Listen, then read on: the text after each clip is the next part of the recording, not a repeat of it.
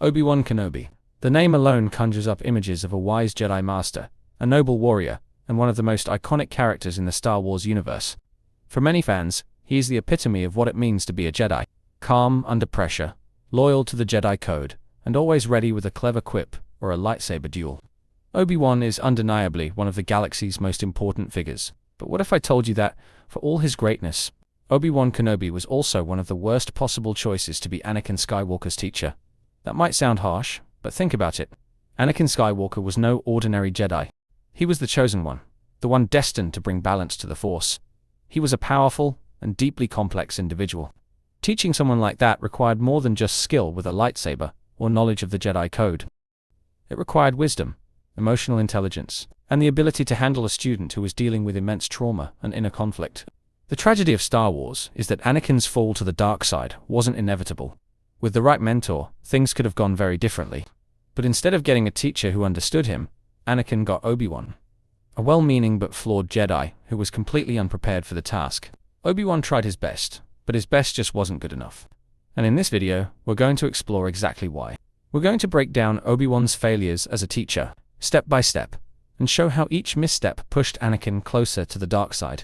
From his inexperience to his emotional repression, from ignoring warning signs to abandoning Anakin when it mattered most, Obi-Wan's choices played a huge role in shaping the tragedy of Darth Vader. So buckle up, because we're about to take a closer look at one of the galaxy's most complicated relationships.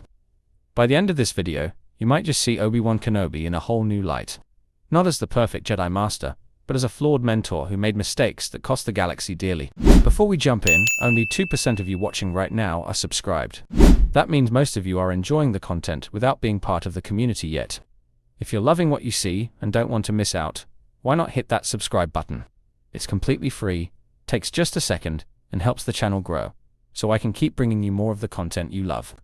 Now, let's continue this video. Let's start with the obvious problem. Obi-Wan Kenobi was just not ready to train someone like Anakin Skywalker. He was too young and way too inexperienced to handle a student, let alone the chosen one. Think about it. Qui-Gon Jinn, who was wise.com and incredibly seasoned, said, "This kid is special. He has dangerous potential, but I can guide him." The Jedi Council disagreed. Of course, but when Qui-Gon died, they looked around and thought, well, Obi-Wan will do. Now remember, Obi-Wan had just been knighted. He was barely out of Padawan status himself. He went from being a Jedi trainee to having his own Padawan overnight.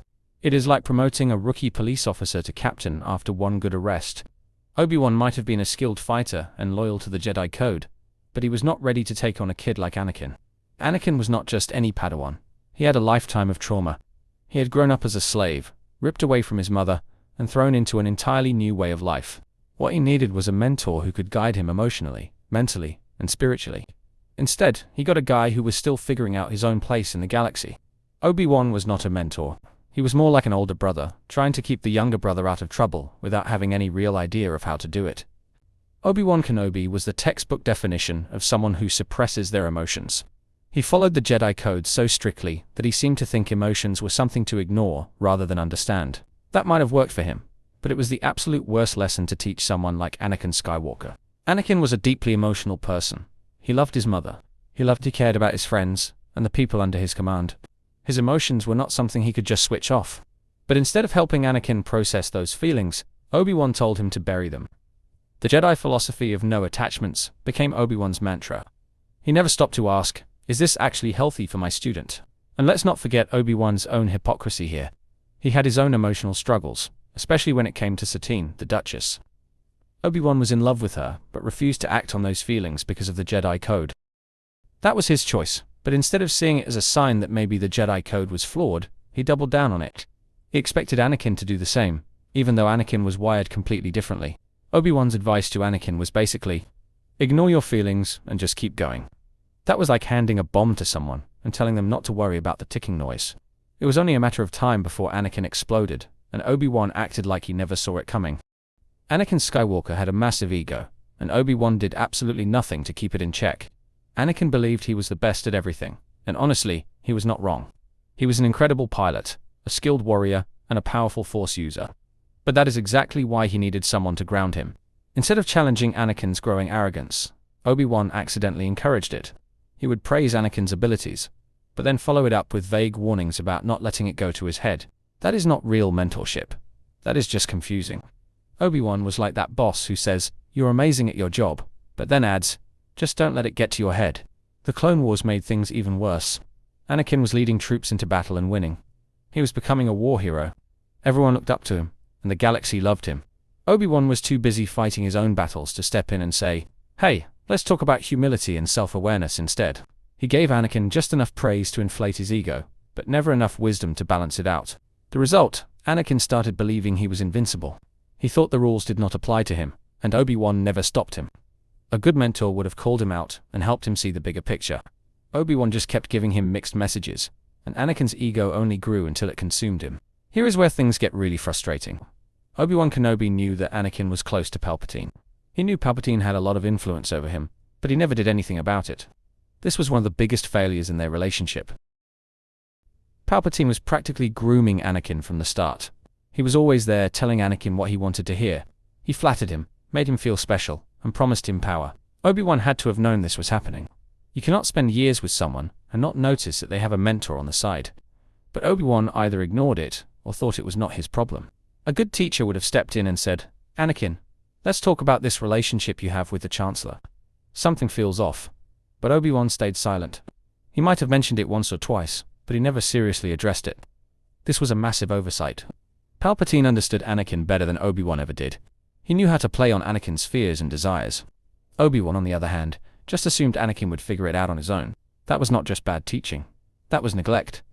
Palpatine took advantage of that gap in their relationship and turned Anakin into Darth Vader right under Obi-Wan's nose.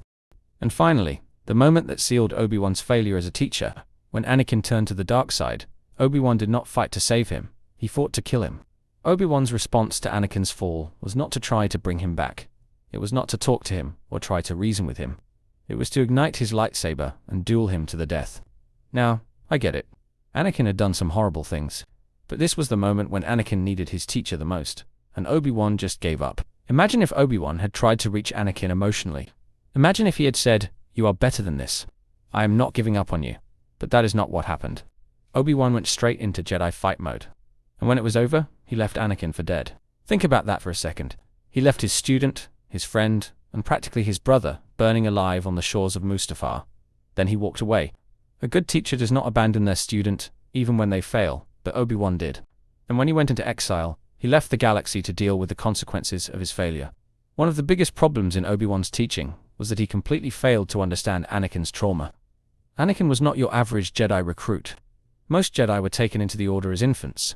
They never knew their parents, they never formed attachments, and they grew up fully immersed in Jedi teachings.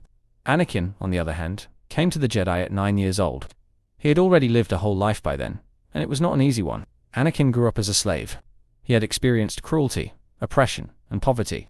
He had formed a deep bond with his mother, who was his entire world.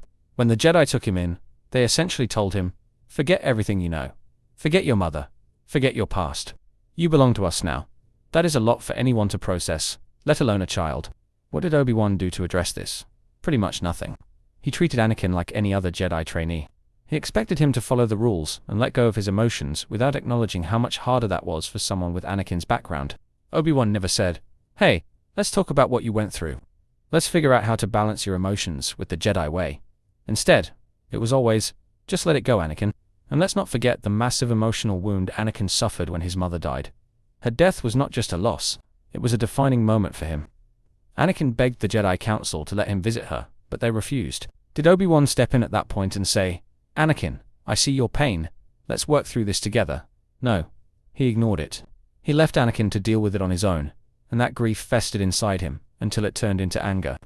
A good teacher would have recognized that Anakin's trauma was not something he could just ignore. And there you have it, Obi-Wan Kenobi, a Jedi legend, a hero of the Clone Wars, and the man who failed to save Anakin Skywalker from himself. As we've explored today, Obi-Wan wasn't just unlucky when it came to Anakin. He actively made decisions, or avoided making them, that contributed to Anakin's fall to the dark side. Let's recap. Obi-Wan was too young and inexperienced to take on a student like Anakin. He lacked the emotional intelligence to help Anakin process his trauma and navigate his feelings. He let Anakin's ego run unchecked, failing to teach him humility or self-control. He ignored the obvious warning signs of Palpatine's influence, brushing aside the growing danger until it was too late. And when everything came crashing down, Obi-Wan didn't try to pull Anakin back from the edge.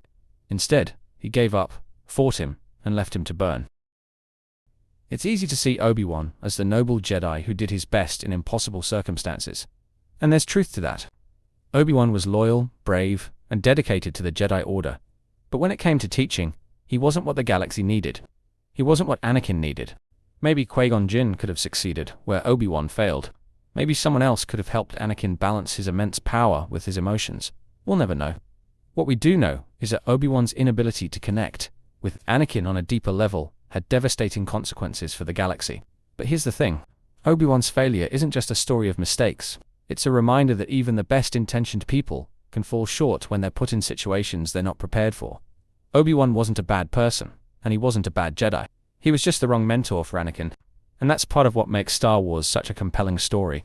It's not just about lightsaber duels and space battles. It's about relationships, choices, and the ways even small failures can lead to big consequences. So the next time you think of Obi-Wan Kenobi, don't just see him as the wise old Jedi Master. See him as a flawed and tragic figure, someone who tried his best but couldn't stop the rise of Darth Vader. And maybe, just maybe, we can learn something from his story. Thank you for watching and supporting the channel. If you're enjoying the content and want to see more, don't forget to like the video and subscribe to stay updated on future uploads. Your support means the world to me. And if you'd like to go the extra mile, you can use the Super Thanks feature to help keep the channel going strong. Every contribution, no matter how small, helps me create better content for you. Thanks for being part of this amazing community.